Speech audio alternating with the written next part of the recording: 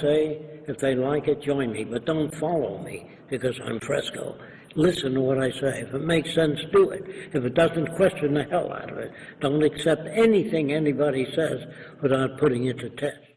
A lot of activists today are complaining about the system, but they don't pose a workable alternative. That's the difference between the Venus Project and other people who are beginning to state now that there are problems in the society, but they don't say how to eliminate those and what type of society can you have. They don't look at it that way. They look around the problem, but they don't pinpoint that the monetary system itself causes the aberrant behavior and the problems that we have today. I think we have the capability, if we use our resources intelligently, to take care of everyone.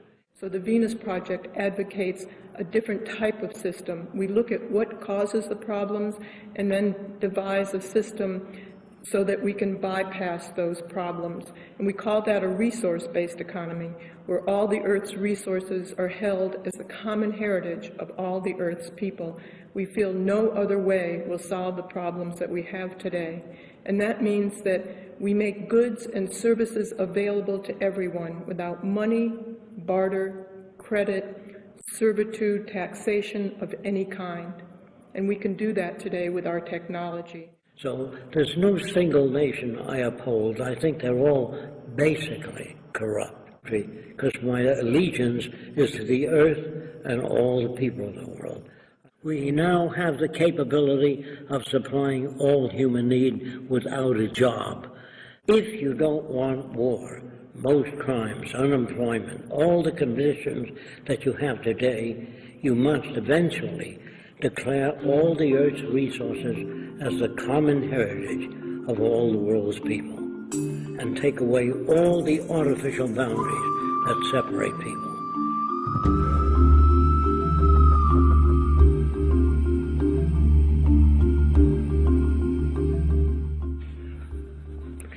The Great Depression in 1929, when the banks failed in America, millions of people were unemployed, sleeping in every empty lot, and the veterans marched on Washington. World War I wanted their bonus. The government couldn't give it to them. So they were sleeping all around the Capitol. And they didn't look good. So the government said, get them out of there.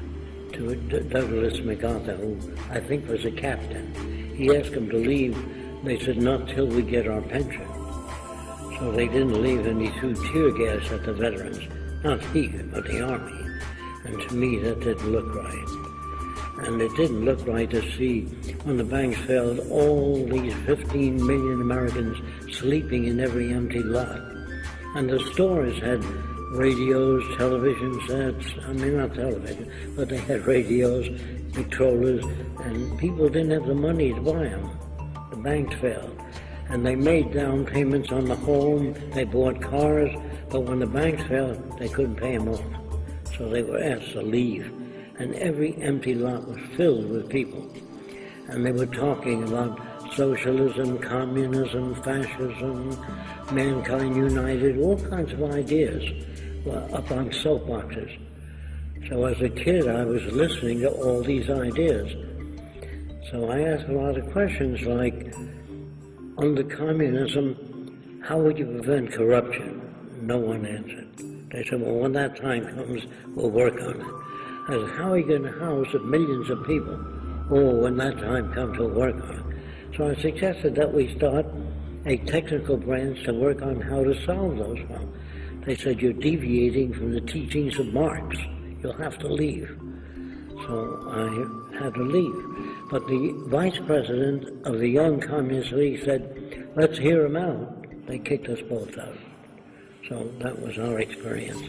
I would say they were stupid because I really would help any organization, anyone in any country, because my allegiance is to the earth and all the people of the world. I am not a patriotic American. I know that George Washington had 300 slaves. George Washington, President of the United States, and he had millions of dollars. He was not a good person. He was an aristocrat. And you couldn't vote in America unless you owned land in the old days. unless you're a property owner. And so I saw every inch of the way fights for women's rights, black rights, international cooperation, everything. They had child labor in America, children working in factories Saturday, Sunday, no day off. And people marched for the rights, always marching for the rights. And I didn't understand why the government was not at the forefront of knowledge.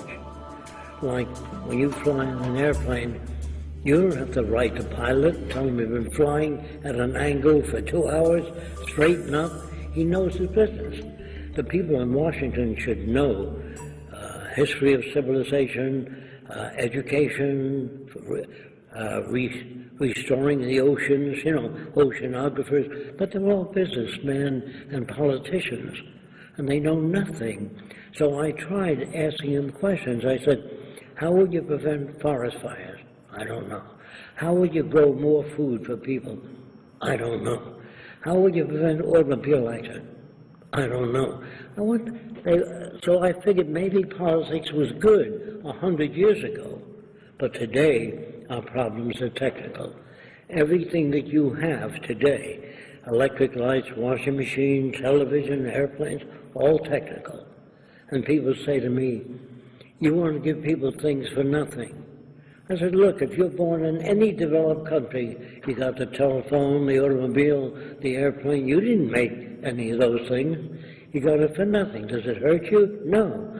So I think we have the capability, if we use our resources intelligently, to take care of everyone, including, I believe that the industrialists and the capitalists will live far better under the Venus Project than they do under the present system.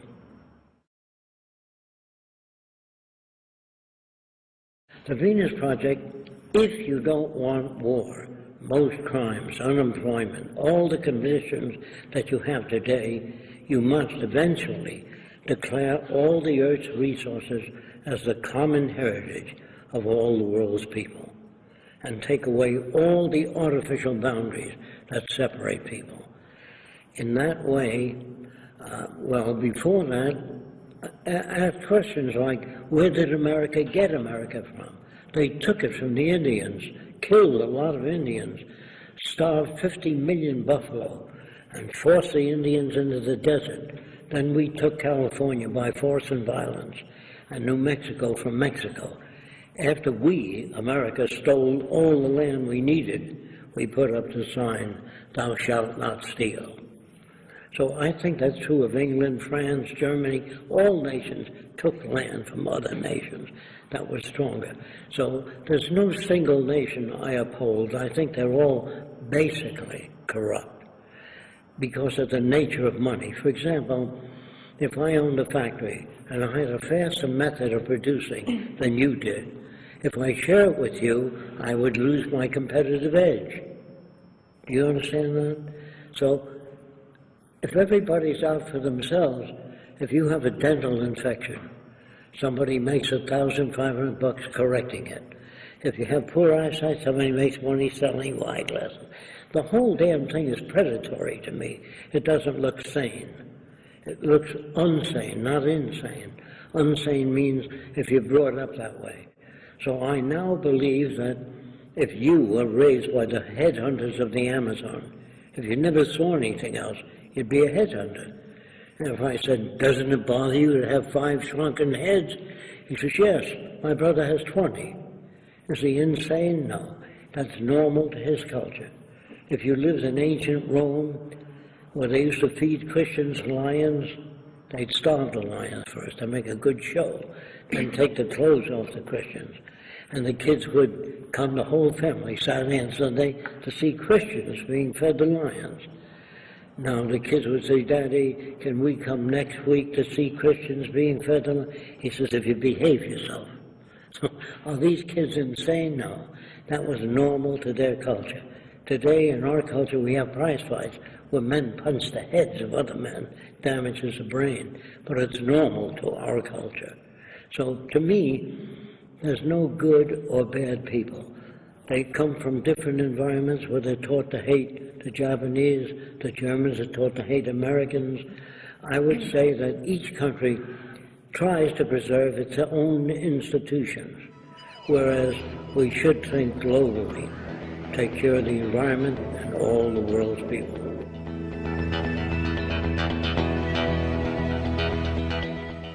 So I asked a lot of questions as a kid.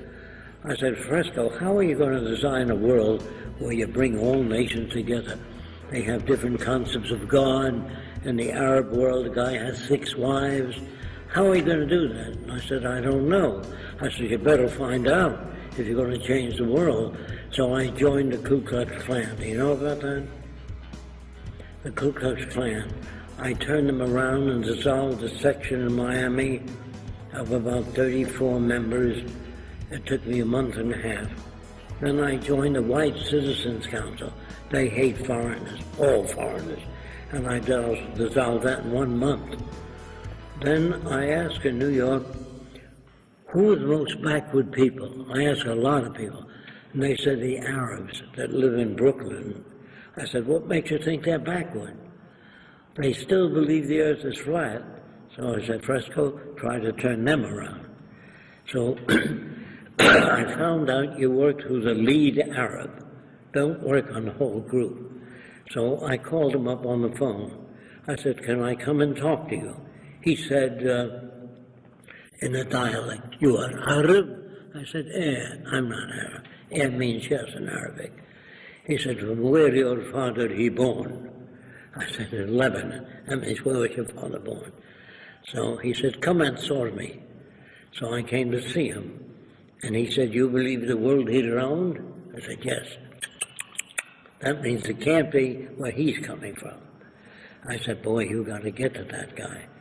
He said, if the world is round, man fall me down. All the water, he fall me down from the world. That's what he spoke. And he pointed to his head to show me how smart he was. So I gave him a balloon, put it in his hands, which I brought, and I rubbed the balloon with fur fast. I put some cornflakes in his hand and told him to hold his hand away from the balloon. And when you rub it, static electricity brings all the cornflakes up to the balloon. Oh, his jaw hit the pavement, yeah. He said, world, he magnet? I said, and he explained that to the other Arabs. See, if you use centrifugal force, gravitational field, they don't know what you're talking about. So you must adjust your language to that group. Do you understand? Otherwise, you're talking through your hat. So if a guy is brought up in the South and he speaks with a Southern accent, you can't say, stop speaking with a Southern accent. If he's brought up in France, he says, La Tour Eiffel, you know, the Eiffel Tower. If he's brought up in Australia, he says, oh, you mate. You know, that's normal to Australia. It isn't, he's not acting. So we have all these people with different customs. So the job was, how do you turn them around? So I brought a Japanese kid home one day. My mother said, I don't want those kids around. And I was shocked because I used reason with my mother. She still says, I don't want those kids around. I said, boy, if you can't change your mother, Jacque, you can't change the world. So I tried reason, logic, didn't work. So I said to my mother, this is a lie. I said, I was swimming in the East River. There's a high wall. I couldn't get ashore.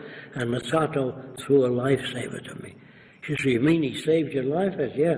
Oh, I insulted him, and I heard him, please ask him to come back.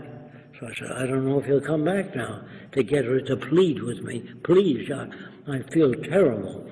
So I called Masato and said, when you walk in the door, my mother can say, God bless you, thank you for saving my son, and that's what she did. But she was talking to him at dinner. And when Masato went to the washroom, I came back to my mother and I said, what do you think? She says, he's human. He's just like you and I. He's a very nice boy, has a wonderful family in Japan, a brother that's a doctor. So I said, yeah, he's a member of the yellow race. With that face of mine. And she said, but he's a nice boy. It's got nothing to do with it. I said, his eyes are slain. He's a different kind of person. My mother's now defending him. A month later, she really got to like him because he's very pleasant. So she puts her arm around him and calls him son and me. Once that was established, I said, Mother, he never saved my life. He said, you little devil, I would have never opened the door. Do you understand? Sometimes reason and logic doesn't work, but always tell the truth later. So I think that all people can be trained to hate, to kill. Soldiers, to me, are killing machines. And they don't even know what they're fighting for. Most instances, when you ask them in detail, they don't know. So I thought, gee, if they can manipulate people to kill Japanese or Germans can be manipulated, Heil Hitler, that's environment. That's not inborn. So a psychologist said to me, I believe there are certain patterns that are inborn. I said, like what? Well, jealousy. Whenever I pick up the cat, put it on my lap, the dog goes, Grr. So I said, I took my own dog and I give it fresh liver and I pick up the cat. I give it fresh liver, pick up the cat. And the 10th time, when you reach for the cat, the dog's tail wags.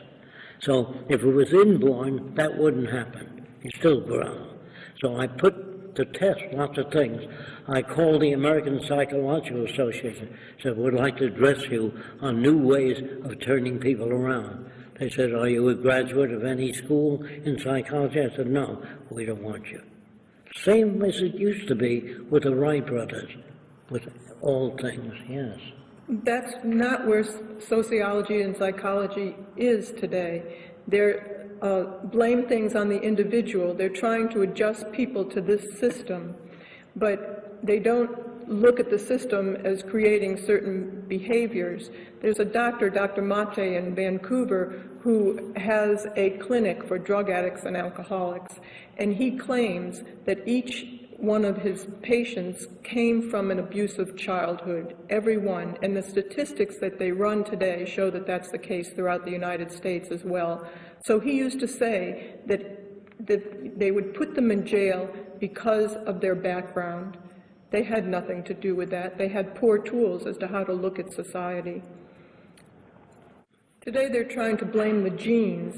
They're just making that as a scapegoat instead of looking at the conditions of society that produce the aberrant behavior or looking at the policies that we have. And if they did look at it that way, then they'd have to look and see that the whole society was really inadequate and we need to bypass that. But as we said, a few people made out very well in this society and tried to freeze things as they are for their own advantage.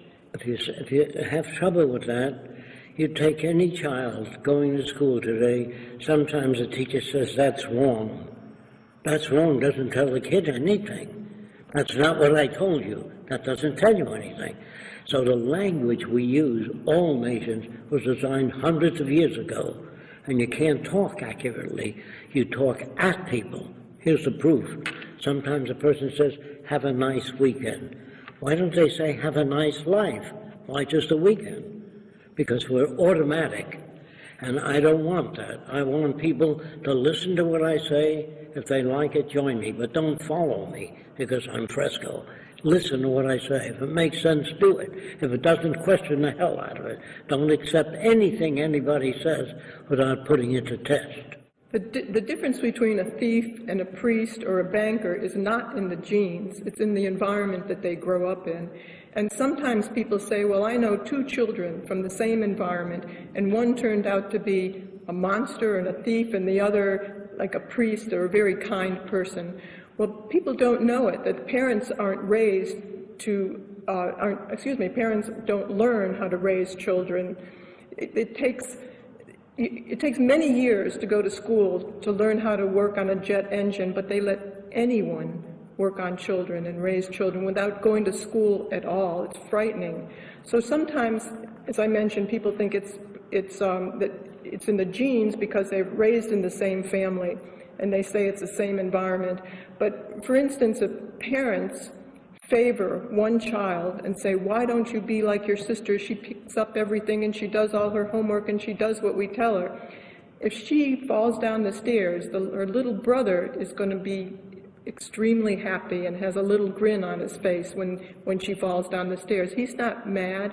He's not evil. he just feels he's been mistreated. So even raised in the same family, it's never really the same environment. And if you have difficulty with that, if you take any American baby or Greek baby as a baby and raise him in the Amazon jungle, he becomes a headhunter. If he never sees anything else. That's why I say there's no good or bad people. They're shaped by culture. If you don't know that, if you were raised in France, you'd speak with your hands. If you're raised in Italy, you say, come on, they eat, there's a good food. And that dialect, that everything is picked up, facial expressions, mannerisms. And if you take a normal young boy and bring him up with 6 effeminate women, very effeminate, women move differently than men. Say, did I see a gorgeous hat? See, facial hand movement. If that kid sees only that, he will speak and think just like a woman. It's not in the genes. They say, well, we're looking for the Republican gene in America. They talk that way. We're looking for the gay gene. There's no gay gene. There's an environment that shapes behavior and values.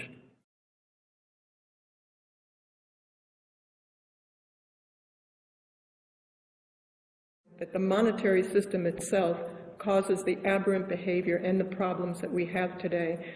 A lot of activists today are complaining about the system, but they don't pose a workable alternative. That's the difference between the Venus Project and other people who are beginning to state now that there are problems in the society, but they don't say how to eliminate those and what type of society can you have. They don't look at it that way.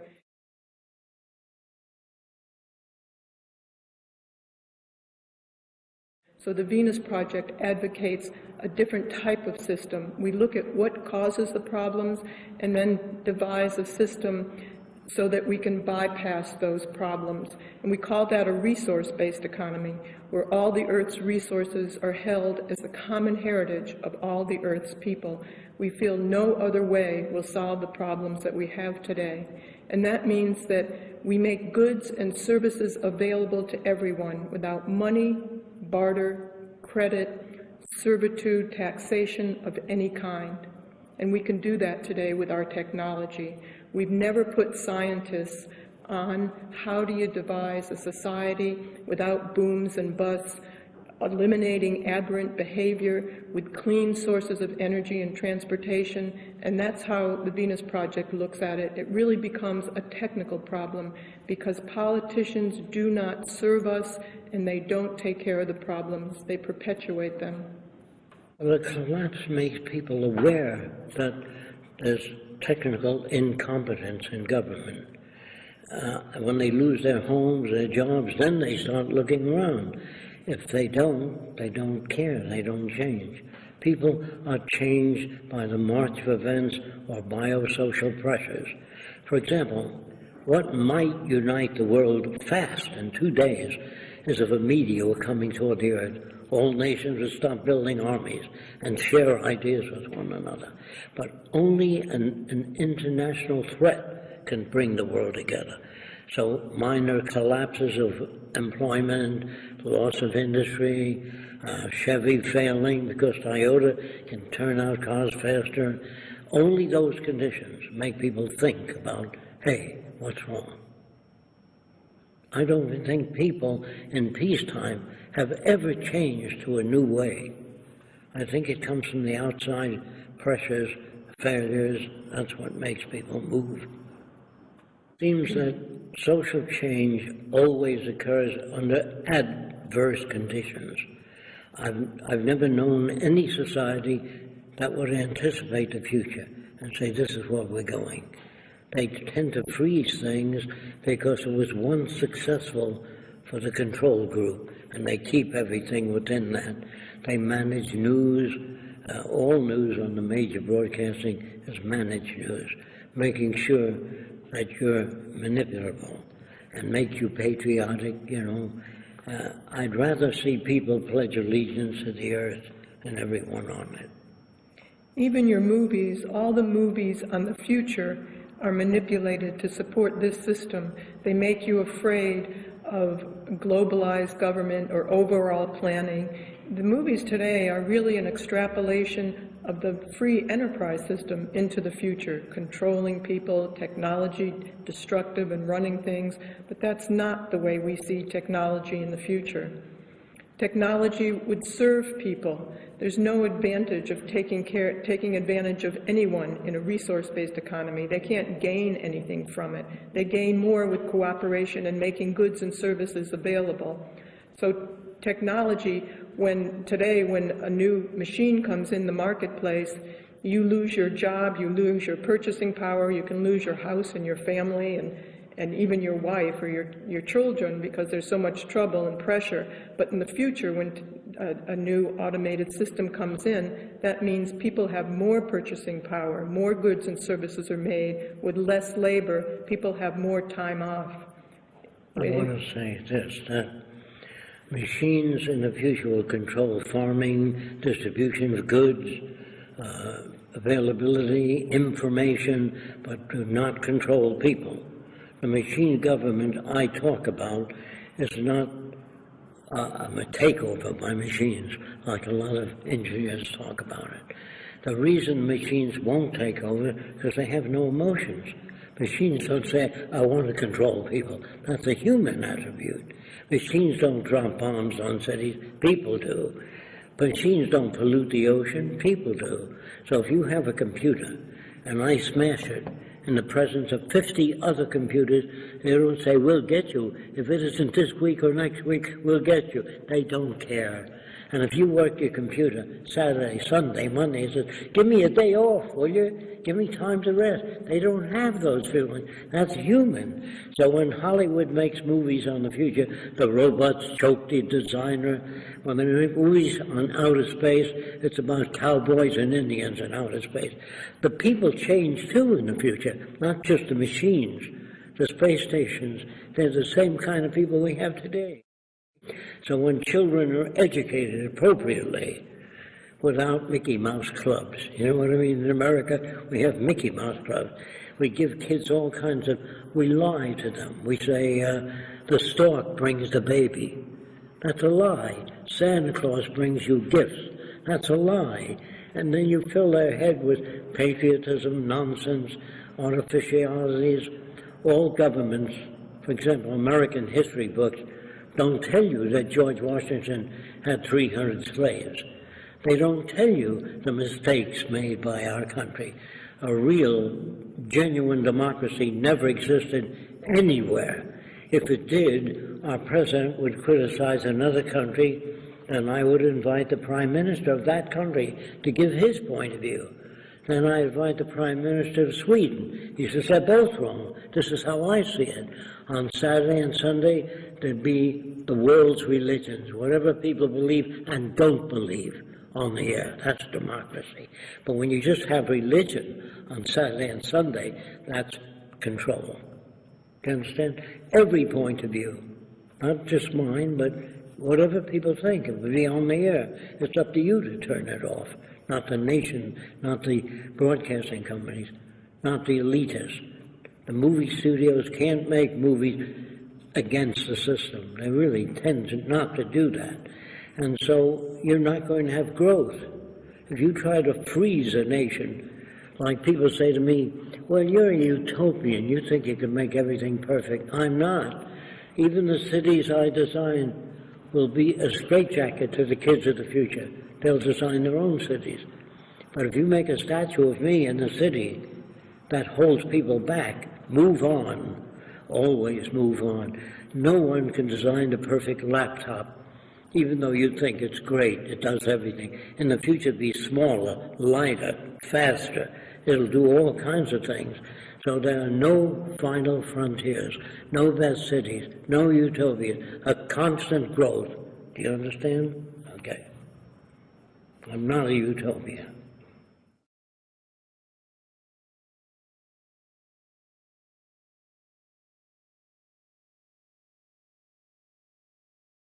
Many people think I'm a communist. Communist has armies, navies, money, politics, social stratification. We don't have any of those things. We have nothing in common with any organization today. And communism is for the working class. But today, if you gave the working class a little bit more money, then you pay for that with the cost of the car. They raise the cost of the car. So that might be good for the working class, but it's not good for everybody else. So there's no way of segmenting or making this system just or equitable.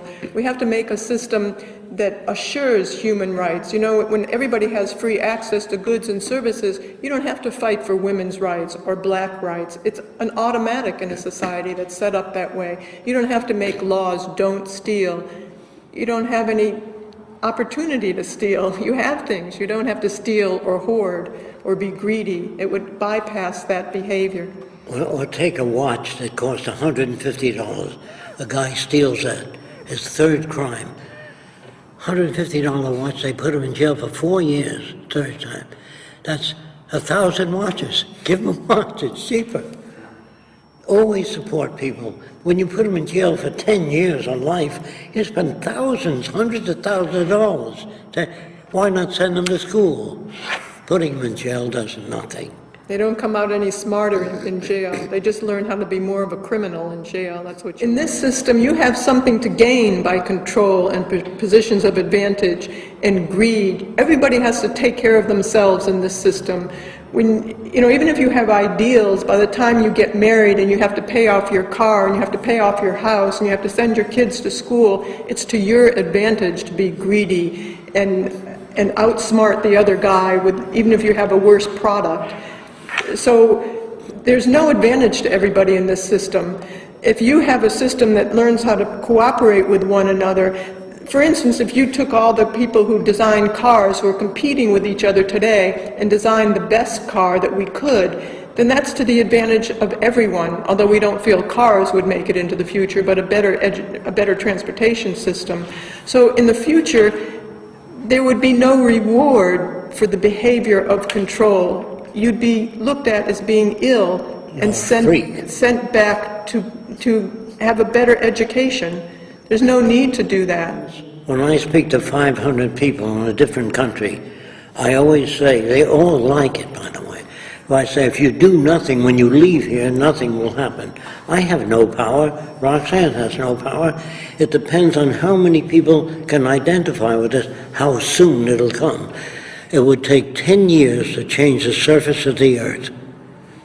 That's all. If you get away from hand tool. Did you ever see the memory metals on our show? There are metals that remember. Are you familiar with that? Nickel and titanium. It's called shape memory alloys. We take strands of that metal, put it in a building, and make a dome. Then we flatten it out, ship 10,000 houses flat to India. When you get there, connect 2 electrodes. Takes a minute and a half. Boom, you got a house. Well, if you try to ship a house, you take up too much room. Take a container ship. They take off 1 container at a time. That ship cost $1 billion, tied up 3 days. So we float the whole container section off the ship. It's just a front and back. You understand? It's like things that you have millions of cars sitting in front of factories for 8 hours. In the future, you don't own anything. They're there for your use. When people come out of the factory, they take the cars. You don't have freight trains and freight yards where you say, I hope next month business is good enough to use all those freight trains. You have a lot of empty trucks, very inefficient. The system wastes resources all over the world, particularly armies and navies. You can't use them for anything else. We ask you to look at www.thevenusproject.com. It's a very visual website, too. It doesn't just talk about the future, but it shows city systems, transportation, alternative sources of energy, new types of automobiles. And Jacque has been not just an artist, not just somebody who talks, and not just a philosopher about the future. He changed people. He worked with people to figure out how to change people's behavior. You can't just build a city and bring the same people in with the same values. He worked technically as to what the future could be like. His architecture is not just an architecture to his own ego, but it's social architecture to show how you can build total city systems that are efficient, clean, and produce abundance for people. That's criteria, among other things. So it's a totally different way of thinking, totally different way of building. if we want to make it into the future at all. It wouldn't take long. No, I'm not interested in anything 500 years from now. I'm interested in the next 5, 10 years. So our system could have been applied in 1927. We could have made the earth a beautiful garden. All our cities, they have no parks. The whole city is a park. Beautiful trees, lakes, waterfalls. We don't even know the fantastic things the future will produce. It's going to be so fantastic that today the middle-class Americans live better than kings. They have cell phones, television in their car, air conditioning. No king ever had that. But if you ever turn science loose, give labs whatever the hell they need instead of nickels and dimes for heart disease. You understand? You use the polar regions to store surplus food, the North and South Pole. Dehydrate it so you get more food. So if there's an earthquake in Japan, you don't go to school and say, give us a can of beans or a box of oatmeal. You have access immediately and you can solve those problems. So even the wealthiest of today would have a much higher standard of living within a resource-based economy. It's not for poor handouts so they just live. I'm not talking about that. I'm talking about a very rich economy for everyone. We do have more than enough resources.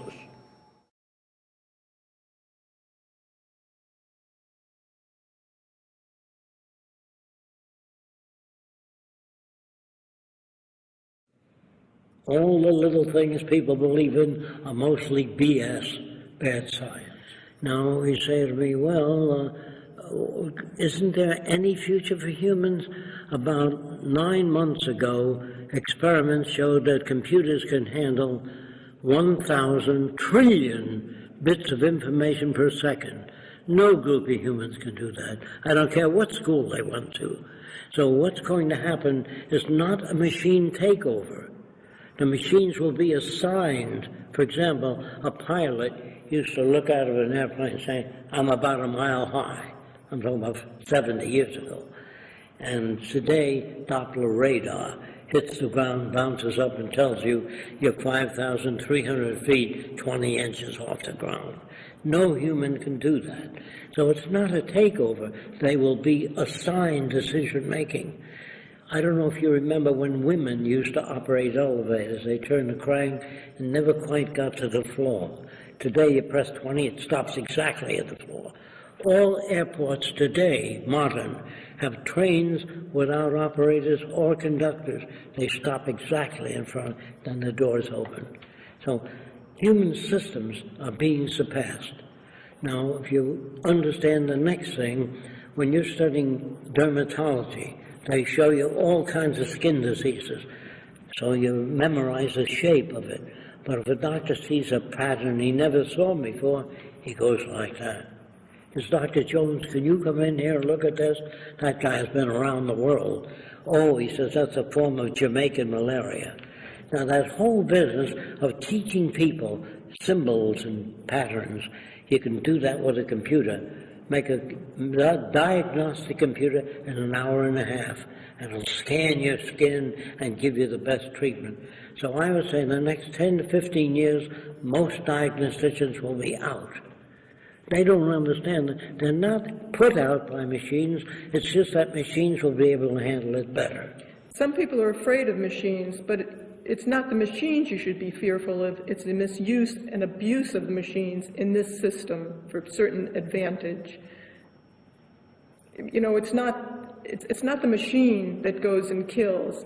It's people that operate the machines, that operate the rockets. You can use a hammer to be constructive and make something, or you can hit somebody over the head with a hammer. So it's the way it's used, and in this system, it's more abusive. We have to educate people and really put them in a different environment if you want a different type of person, and find out what conditions make them that way, and work on making them more constructive and cooperative and wiser and be able to contribute to society.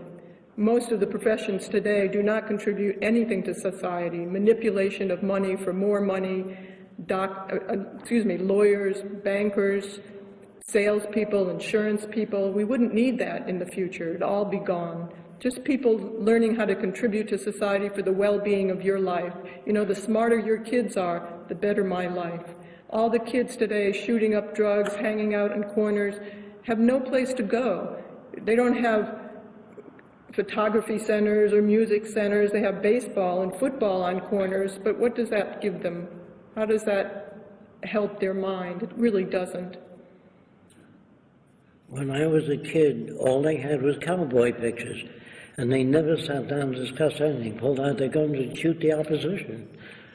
So you never had any development. All movies were awful. They used to show blacks as afraid of ghosts, and Mexicans sleeping in the sun, lazy.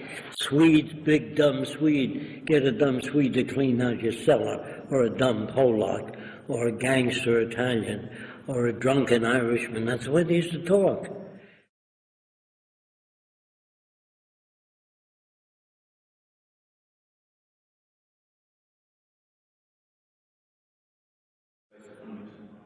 Yes, because we can grow food in salt water. There's not enough research in that.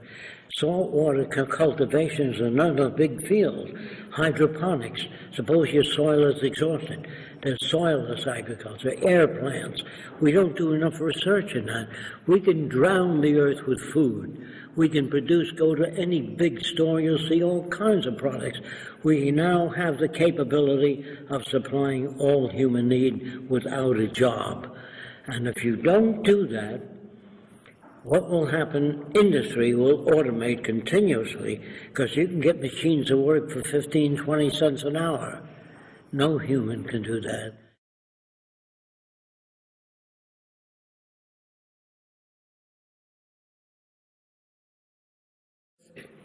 Well, if most people do not understand the Venus Project, if most people that I speak to all over the world do nothing, nothing will happen. We can't really give you a timetable. We can't really give you a timetable as to when the Venus Project will come about because Jacque and I have no power. We have no money. What our safeguard is talking to other people and the amount that they understand about this direction and talk to others and get it out on the media as you're doing. That's the hope that we have, that enough people understand this direction and work toward it. Or you take soldiers. They're trained to be killing machines. I would take all the millions of soldiers, send them back to school as problem solvers. Why we can't bridge the difference between nations. They go in, they say to bring democracy. That's not true. They go there for oil, resources, cheap labor. No country is so kind as to go in and say, how can we help you? And we do think that we can solve most of the problems in the future when we unleash the methods of science to the social system. That doesn't mean scientists running things, because scientists have the same belief system. They grow up in this system to support what's already there. They're patriotic. You can make scientists make weapons today. You can use them and abuse them for that. But in the future, they'll become multidisciplinarians. So you can't take somebody and build weapons. They would ask, what is the weapon for? What did the other country do? They would have a broader range of understanding of how we get along with one another. And the scientists, remember, used to write books on why man can fly. And the early scientists, medics, did never wash their hands before surgery. So they're not always that bright. And all our schools are better equipped than ever, and the wars are getting worse. We have bombs now much more destructive than the ones dropped on Hiroshima.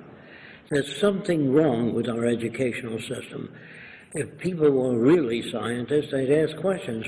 What makes a serial killer? Why are some men kind and some inventive, some lazy, some not? They'd study those details and get rid of the conditions that produce aberrant behavior. I don't mean force, I mean education. I believe that a serial killer is made that way by society. It isn't that I believe. I can tell you how they're made if you want to know. I believe that every murderer, every criminal is made by society. Now, I'll give you one example. There used to be a guy named Albert Fish.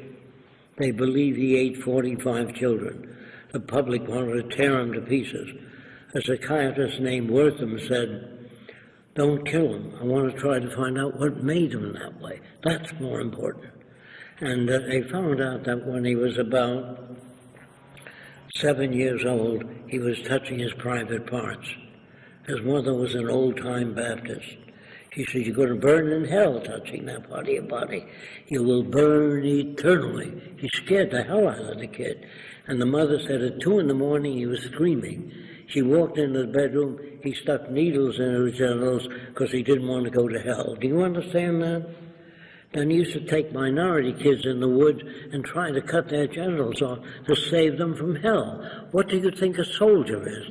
A guy exposed to Japanese soldiers raping women, doing terrible things, and he enlists in the army. All nations do the same thing. It's called propaganda. So I don't think that those systems are valid anymore. I can see children raised by people where they don't say, "You're a Catholic, you don't play with that Lutheran," or "You're a Seventh-day Adventist, you don't play with that Catholic." Parents innocently warp their children. They're not bad. I don't mean they do it intentionally. They're brought up with misinformation. Today, people would get a chance to go back to school and learn things that are useful. The universities, we see the cities in the future would be university cities. People would always be learning and participating. And in the future, you think about it today, you're only on the backs of about 100 people that brought you different technologies that support the system. We'd only need about 7,000 people on a total global scale to make a paradise of the whole world. Because this is a global system. It couldn't be done by just one village or one eco-village. A lot of people think, well, they want to just go build this and build an eco-village and it would be a resource-based economy. Well, they're really wrong, because what's most important is understanding the behavioral aspects of the Venus Project. And you can't just build a village that's self-sustaining and good for those people within that system and put a wall around it and expect if the rest of the world falls apart that city won't be invaded. It's a global problem, and we want to introduce a whole new social design, and if people like it and work toward it, we might be able to get it. But the first thing we'd like to do is a major motion picture to introduce this direction to the entire world and have people of all different races in it. It's not just for one country. It won't work that way, just like it's not just for one city. So this movie, we'd like to show life in the future in a resource-based economy, because this is not like anything else. People always project it as being communism or socialism or free enterprise system or fascism. It has nothing in common with any of those systems. It's brand new. So we want to show it in a film, and then the film would answer questions that people have and show how we get from here to there. And hopefully at the end of the film, we would show that we're breaking ground on the first city, one of Jacque's cities that he designed. A lot of people think I'm an architect and I want to design new cities. That wouldn't change the world. It's our way of thinking that's loused up. That doesn't solve the problems that we have today. A new green city or a green building, it doesn't even address what the real problems and the real issues are. And prejudice and bigotry and patriotism that they feed people. They fill people's heads with junk that make it impossible for them to solve their problems. They give them religion that helps support this system. There will always be wars and rumors of wars. You know, we'll always have the poor amongst us. That's right. We don't buy that at all.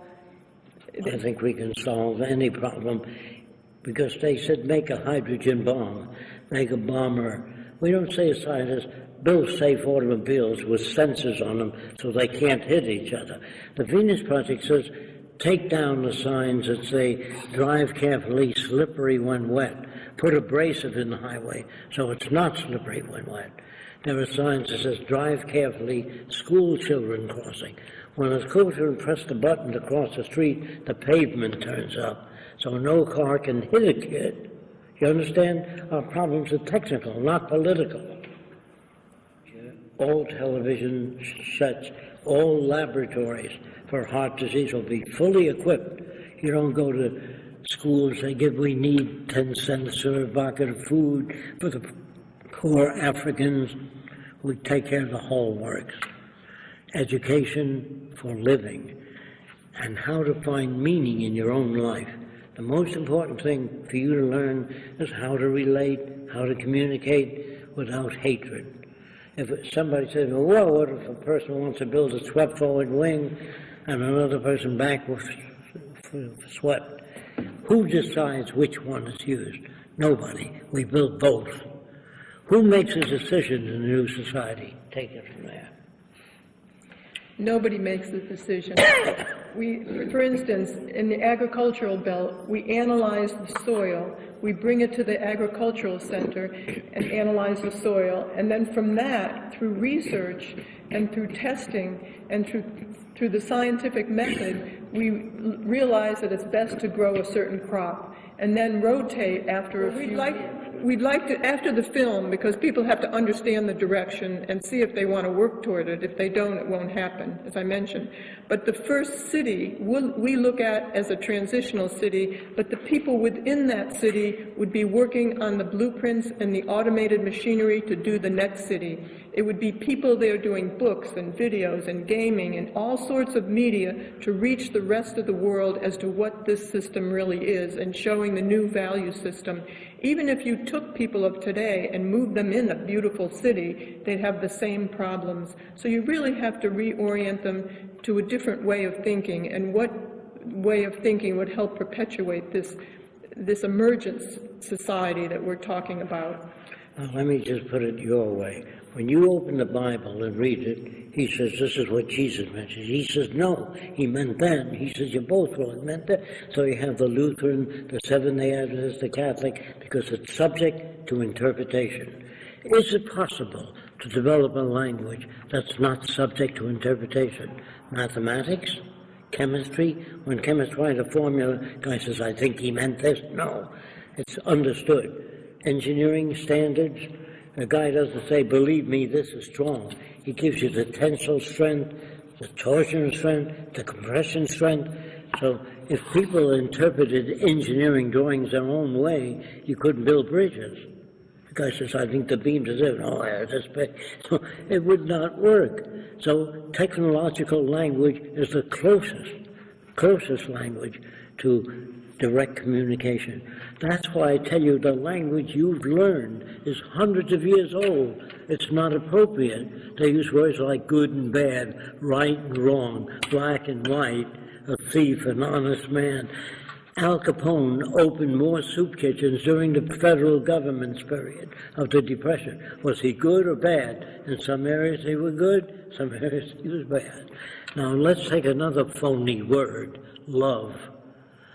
Do you like everything you've ever done in life? Of course not. So if you live with a replica of yourself, how long will you be together? Think about that. So what happens in language is we keep growing. If you sometimes you like yourself, sometimes what a stupid thing I did, what a real dumb thing I did. So love is fluctuating. It's never constant. If you get married, sometimes you love your wife very much, sometimes a little less, sometimes how did I ever get into this situation? So love is not a constant. We have to take all the old language and redefine the terms. A person comes up to me, this is true, and says, I'm a nature lover. I'm sure you've heard that. I mean, you like earthquakes, that's natural, kills millions of people. Hurricanes, tsunamis, disease, all natural. Rattlesnake, some things about nature you like, other things you don't. But they're brought up, say, I'm a nature lover. I don't understand why people can't see that. Obviously, it's because they haven't been exposed to other systems. So our schools are frozen, our junior grade schools, our universities are all loused up. We're going to change everything in the culture. So a person says to me, you know, I was introduced to Bucky Fuller when I was a kid. He said to me, you're going to try to change the world. I can't even get a new car out there. How are you going to do that? I'm not interested in patchwork. If we don't change, we'll kill each other and destroy the earth, the atmosphere, and the oceans. We pump all ships today, the bills out into the ocean. Worse than all the oil spills. The reefs are dying. If you don't do that, you won't have a future. That's why I do what I do, because I'm very concerned about the direction people are moving in. Even scientists should form a united front and say, no, wait a while, this isn't going anywhere. You know, they built a place for senators under a mountain with enough food for 6 months. What do you come out to? A radioactive world? How stupid can you be? I do a lecture called The Limitless Dimensions of Human Stupidity. And that's today. We are not civilized yet. It's an ongoing process. We never arrived. I hope you understand what I'm saying. I really deeply appreciate the opportunity to be on your show. And thank you again.